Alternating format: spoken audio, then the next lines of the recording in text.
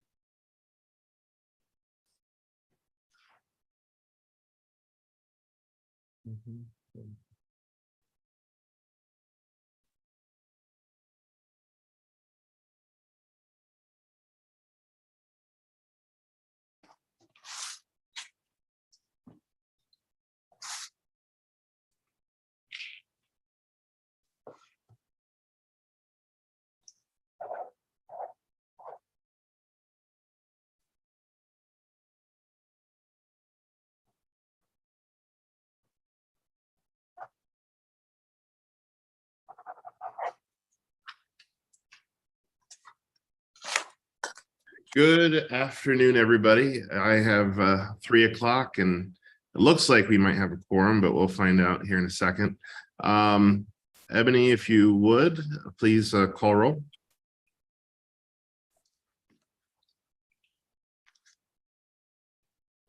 Chair Wah, Present.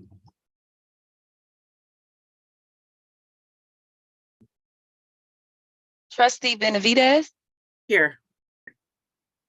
Trustee Foyt, Trustee Haran, Here. Trustee Melendrez, Here. Trustee Ortiz, Here. Trustee Rogers, Trustee Whiteley, Trustee Sanchez, Here. and we do have a quorum, Chair.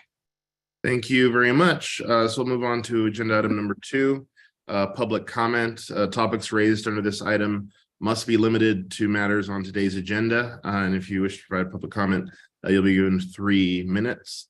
Ebony, do we have any submitted public comment, or do we have anyone on the line for public comment? We don't have any submitted, but we do have Mr. Grant Davis who would like to speak for public comments. Please remember to state your name and address for the record. No problem. Thank you. My name is Grant Davis. I am the president of Teamsters Local 14. My address is 6309 Cambridge Creek Court, Las Vegas, Nevada, 89149. And I would just like to take a moment to thank the board for this opportunity to speak to you. Speaking to you today about the recently concluded CBA bargaining and the agreements you will be voting on today. I want to first thank Jeff Serpico and Scott Abbott for their professionalism in the bargaining process. It's often a difficult process, but I appreciate their efforts during the negotiations. Like to express my gratitude for their cooperation in the negotiating of the new collective bargaining agreement. The dedication to ensuring a fair and equitable workplace for all employees is truly commendable, and I am grateful for the commitment to fostering a positive and productive work environment. The willingness to engage in open and honest dialogue throughout the negotiation process was instrumental in reaching a mutually beneficial agreement. The attention to detail and willingness to listen to the members' concerns help to ensure that the new CBA is comprehensive, fair, and reflective of the needs and interests of all stakeholders. I want to thank them for their willingness to work collaboratively with the committee that we had. I take a minute also to thank my committee for the work they did. It's never an easy process, but I want to thank them for that. The new CBAs are a testament to the dedication and hard work of everyone that's involved, and I am confident that it will serve as a foundation for strong and prosperous partnership for many years between the district and its employees. Local 14 is also looking forward to many more years of cooperating with the district as the bargaining representative for the employees. Once again, thank you for your cooperation and support throughout the process. Thank you, Mr. Davis. Is there anyone else here for public comment? Seeing none, we'll close public comment at this time. We'll move on to agenda item number 4A, discussion and possible board action to authorize the executive director to sign the proposed collective bargaining agreements with Teamsters Local Union number 14 that were voted on by the membership on June 11th, 2023. So I'll turn that over to Mr. Serpico. For the record, Jeffrey Serpico, Director of Human Resources, and we do have our Labor Counsel, Scott Abbott, with us also today. Good afternoon, Chair Wall, Executive Director Watson, and trustees. The Library District met with Teamsters Local Union 14 between the months of May and June for a total of 10 bargaining sessions. The Library District and Teamsters Local 14 Union have reached agreement on new contracts for each of the collective bargaining units, which are due to expire on June 30th of 2023. Highlights of the agreements are detailed in the agenda item, and at this time, we would be happy to answer any questions. Are there any questions from the board at this time? Oh, go ahead, Trustee Ortiz. You want me to go first, or you want to go first? You can go first, please. Okay. Good afternoon, everybody. Thank you very much, Mr. President, from the Teamsters. So as I read this, thank you for negotiating a contract. It's always difficult. We're looking at 1, 2, 3, a 4-year contract for the union employees that will receive about a 44% pay increase over the next 4 years. That's my calculations based on the 5%, 8%, and 4%. So 44% pay increase. That's pretty doggone good. And then the record should reflect that we're paying 90% of their health insurance. We're also paying 100% of their PERS. So, I mean, there should be zero complaints. And I don't have an issue with the union employees, but the way it's read, that it applies to all employees. So the question to Mr. Serpico, I thought we carved out management employees, that we had a presentation about a year and a half ago, they would be in a different system. So was it your intent to capture a 44% even to management employees? We did not carve out management employees. There was to carve out the administrative team. Administrative team. Thank you. Pending the compensation survey and determining the reasonableness of those pay ranges for the administrative team. If you remember, I believe back in August, or I believe it was August of this year, we put the new pay ranges in place for the administrative team. This resulted in a significant decrease in some of the pay ranges for the administrative team. But the assurance that Coffin Associates came on and gave their presentation, a third-party consulting firm engaged to do that work, that the pay ranges for the administrative team were now in line with what you would see in similar organizations. If you remember, we set the median plus 10 on the maximums, and the same rationale was then used with the staff. But the intent, I believe back then, and I believe if we looked at the records, it was not the management team, it was just the administrative team. Again, now that we're assured that those pay ranges are in line with what you see in similar organizations in general, validated by a third party, the intent was to add that back in for administrative purposes. So for the record, the board at that time looked at the I'm only talking, so the Teamsters, I don't have an issue, but the administrative team, we had a discussion on the staff giving themselves an automatic raise of 5% on top of their schedule. And it looks to me like you're going back to that, and that's what we wanted to get away from, because the lowest level administrative team person is going to average a $46,000 pay raise over the next 4 years, and the next person is going to average a $70,000 pay raise. That's not sustainable. I'd love to give them that raise. It's just not sustainable. And so that's why we asked you to bring in a company. The company came in, we got a new range. And so what I'm looking at is, here's the range, but we also want to piggyback with the union so that they automatically get the 5% and the 4% and the other 4%. And it's just not sustainable. So I'm having a hard time understanding that, Mr. Serpico. The sustainability would come from the maximums of the new pay ranges. People would not be exceeding their base rates, the maximums of the new pay ranges, which in the previous structure were inflated. The 5% and the 4%, or tying the COLAs to the CPI, would be standard for moving all of the groups. As we move, that 5% general increase the first year is really predominantly the COLA increase. And in the subsequent years, you see the COLA also. That COLA is just as applicable to the executive level positions or administrative level positions as it is to the staff, as it is to management. And then the other portion of that is the merit increases, which is commonly referred to at other organizations, not ours, as their step-in grade increases. So there's not, I mean, it's just percentages. People's increases will be bigger the higher up, a pay scale is, but that's typical. Correct. But that's typical of any organization, and that's commensurate with responsibilities of jobs, which would be standard in any compensation in any public as well as private organization. The only last comment is that, again, merit is merit. The way this Correct. is written, automatic.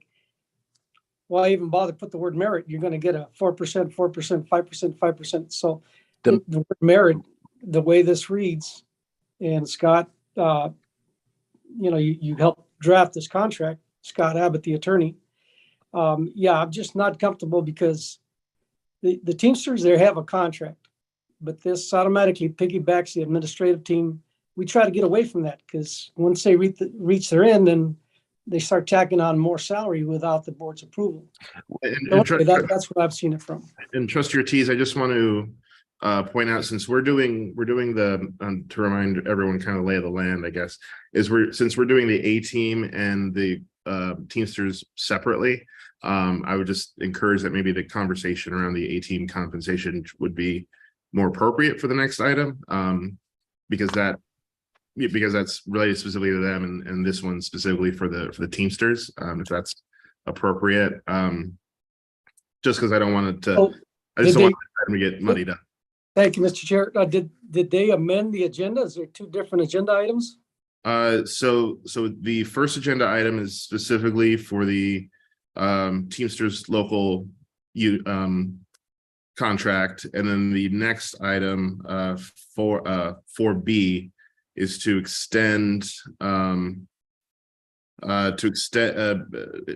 contractually agreed to items through updating the personnel policies and procedure manual to eligible employees not covered by a collective bargaining agreement, inclusive of the administrative team. So that's the next item.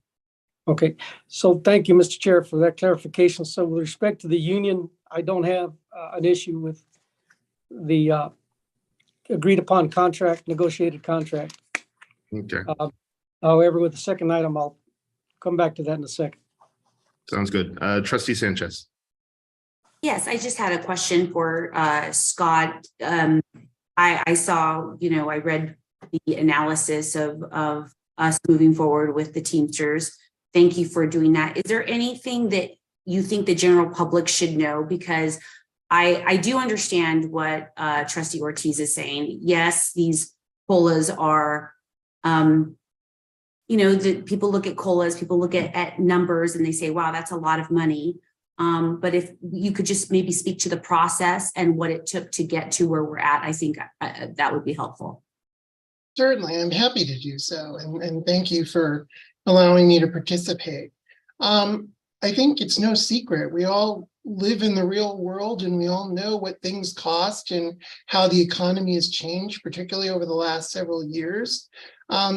Your structure is unique at the district because in most other collective bargaining arrangements, you generally negotiate just a general wage increase. And I'm sure Mr. Davis would agree. You've always had a second component, which is this concept of, as Mr. Serpico indicated, the step-in grade, which used to be called step increase, which went from year to year as people progressed through their positions within the district. We changed that designation several years ago to merit increase. And I understand that it can be a misnomer because it connotes that if you don't show merit, you don't get an increase. But the issue is most of your employees at the district, they've been there a long time. It's a very valued and valuable workforce. They're dedicated to what they do. And that's referenced by your low turnover statistics. And so the issue is, as they progress upward, they do become the beneficiaries of both the COLA and the merit increase. Now, in years past, just historically, it was not uncommon to see a COLA, somewhere in the vicinity of 2 to 3%. Maybe sometimes you saw it closer to 4%. But now, based on my experience with other bargaining groups that I've dealt with, private and public sector, because of inflation and the way that the cost of living has risen, it's not uncommon to see a COLA, particularly in the first year of the contract, as has been presented, to be much higher than what you're probably used to in years past. And I will tell you by way of reference, and I appreciate Mr. Davis's comments, and I want to thank him and his team as well, because it was a very collaborative process. It was not an easy process. So I don't want anyone to think it was an easy process because there were some lofty expectations initially.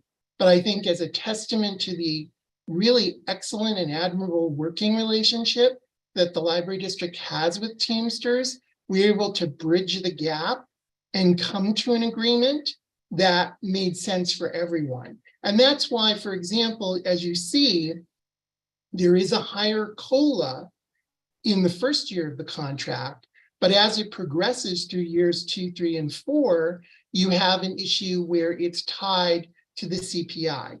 And there are bumpers there basically between 2 and 4%, which is what, as I said a moment ago, is what you typically would see as a COLA in the course of an average year. The merits, you've had merits historically that have gone up to 4%. We have reduced them to 3%. And by way of compromise, what we did here with the assistance of the union is years 1 and 2, the merits are at 4%. And then in the back half of the contract, they're at 3%. And that's consistent with what has been done over previous bargaining cycles here at the district. So I hope that provides some context in response to your question, Trustee Sanchez. It does, because I'm new to the board and a lot has changed since I was previous. It does help, and I very much appreciate your comments. Thank you. I just have a question looking at the base pay adjustment. Was there any discussion or was there any concern about kind compensation compression within the grades. Now that if we're increasing the base, but we're not necessarily shifting everyone up, what does that look like? Is there a lot? Are we seeing a lot of that? And kind of were there any conversations around that? There was quite a few conversations around that. And actually that was one of the core issues. Anytime you put in a new compensation plan, especially one where the minimums were moving, but several of the maximums were coming down, quite a few conversations. That's where the 5% number comes in. I mean, even if you look at a traditional COLA, that 5% is meant to relieve some of the compression of the folks who are already in their new pay grades. And then other folks may require 5%, a little bit more to get to the minimum of those pay grades, but those folks won't receive that COLA. So that 5%, that portion of that is intended to relieve some of that internal compression. Also, with the 4% merit that first year, that will relieve some of the compression also, because as you remember the presentation, the minimums were significantly below market, but the maximums were over. This agreement reached with Teamsters, which took quite a bit of work, helps relieve that as much as possible and in a responsible way.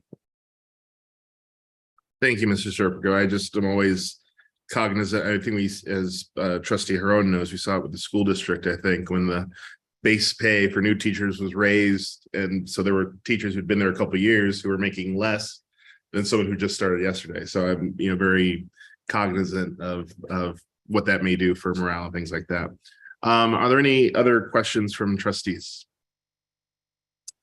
If there aren't, I would accept a motion.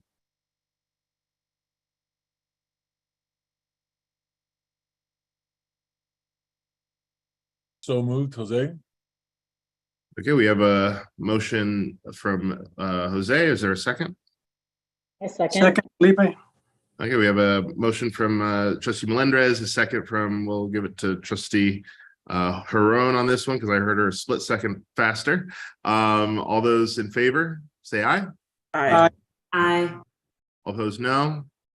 The motion carries. On to agenda item B, discussion and possible board action to extend contractually agreed to items to employees not covered by a collective bargaining agreement, inclusive of the administrative team.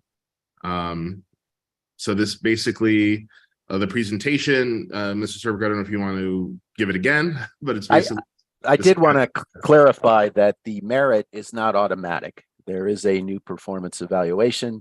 The merit is not automatic. If you receive an LOR or you cannot meet successful standards, you do not receive your merit.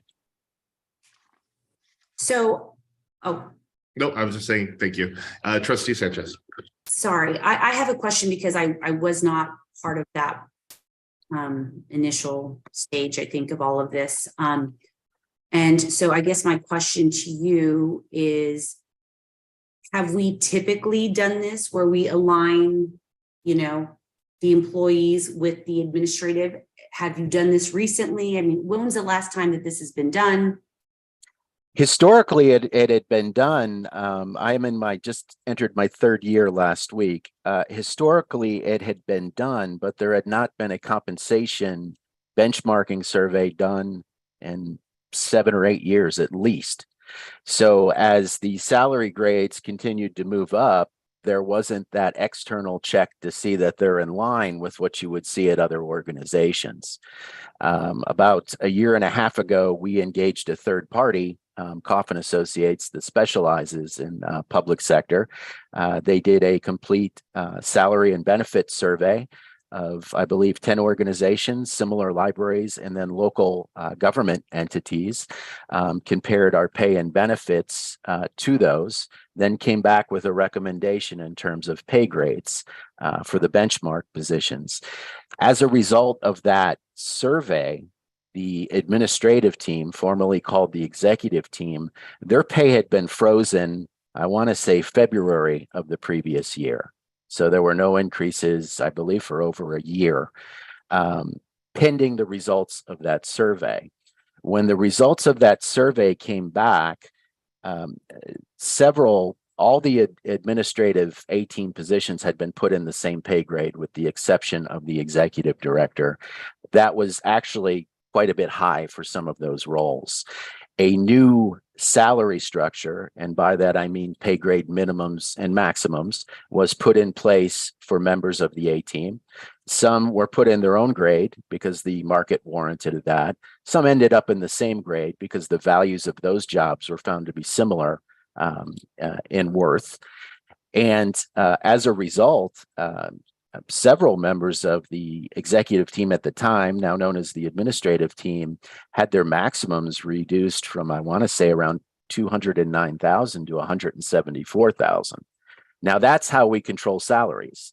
You don't let your pay, you do an external survey every so many years to ensure our ranges are valid. And then also too, you don't just negotiate or allow people to exceed those maximums.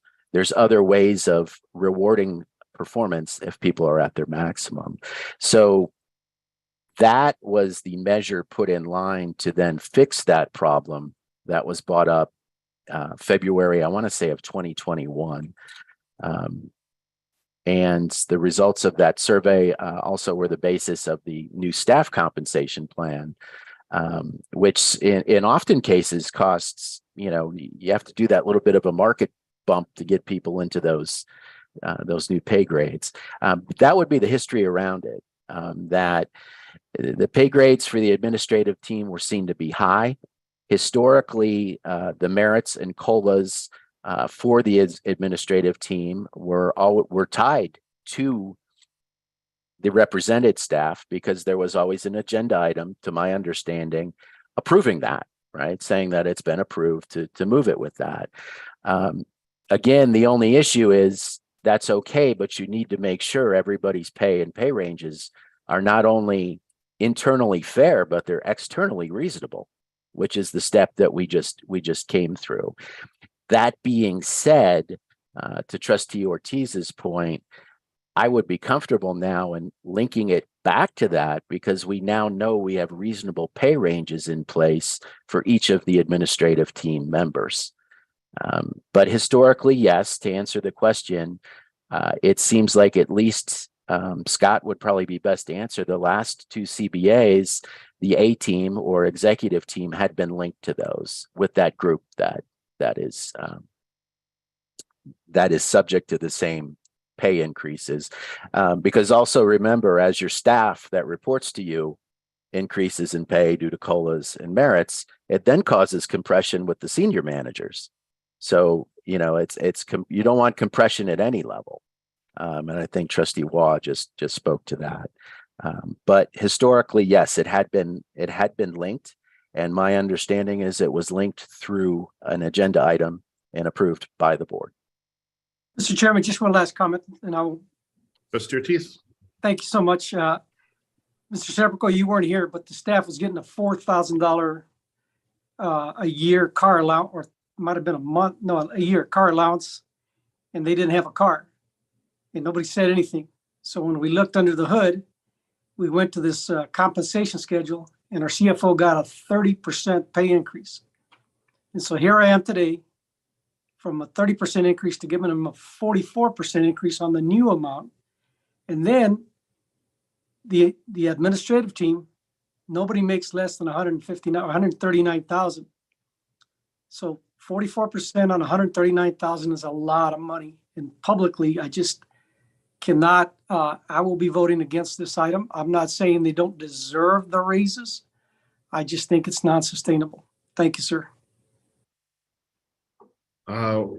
So I before I move on to any other questions, I just want to just kind of say a couple things, which I think that kind of to the point that Trustee Ortiz made about the percentage. I think given the fact that the administrative team has gone 3 years, was it, Director Serpico, without a pay raise, I think is unfortunate, as we went through this process, and they certainly bore with us and hung in there for those 3 years. And so I definitely am sensitive to the fact that the team, many of whom are here, have not seen any increase in their compensation for some time. And as far as the process, I believe, and Trustee Benavides, please correct me if I'm mistaken, but I believe that this is similar to what Clark County does in extending, whatever the contract or contract you bargained for, kind of changes to non-union covered employees.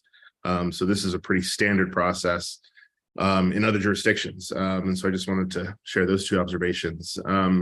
Are there any other comments or questions from trustees? Or is there a motion?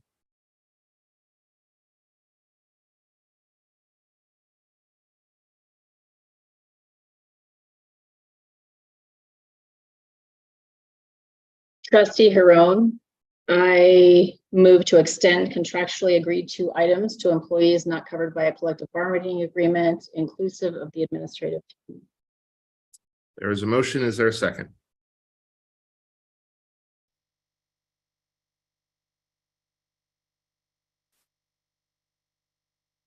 I'll go ahead and second if I can, I think. Is there any discussion on the motion? And again, I would just say that I hope that we can improve this and demonstrate our confidence to the administrative team and appreciation for their work. So there's motion to second. All those in favor, please say aye. Aye. Aye. Opposed, no. No, So it appears Trustee Ortiz is a no, Trustee Benavides is a yes. Trustee Sanchez, did you vote? I didn't hear you if you did. I think you're muted. Sorry, I was muted. I'm going to abstain from this vote because I have not been a part of any of this. So. Okay. And Trustee Melendez, I don't think I heard your vote. Yeah, I'm gonna go ahead. I'm gonna go ahead and say aye. Okay, so by a vote of 4 yeses, one no, and 1 abstention, this item passes. Thank you very much. So we'll move on to agenda item number 5, public comment. Topics raised on this item cannot be acted upon until the notice provisions of the Civil Meeting Law have been met. Is there anyone who would like to make public comment at this time? Mr. Chairman, Yeah, Mr. Ortiz. thank you to everybody, including the union staff. Past couple of years have been bad. We're doing great. Keep doing a good job. To all the employees.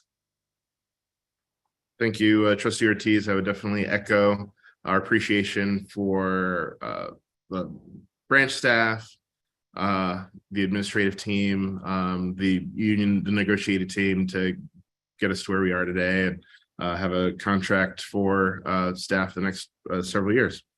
So if there's no other public comment, we'll move to agenda item number 6, adjournment. Do I have a motion to adjourn?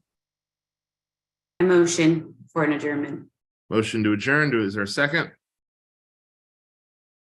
I second. Trustee Huron. The motion is second. All those in favor say aye. Aye. Aye. Opposed, no. Aye. We are adjourned. Have a great day, everybody, and see everyone in July.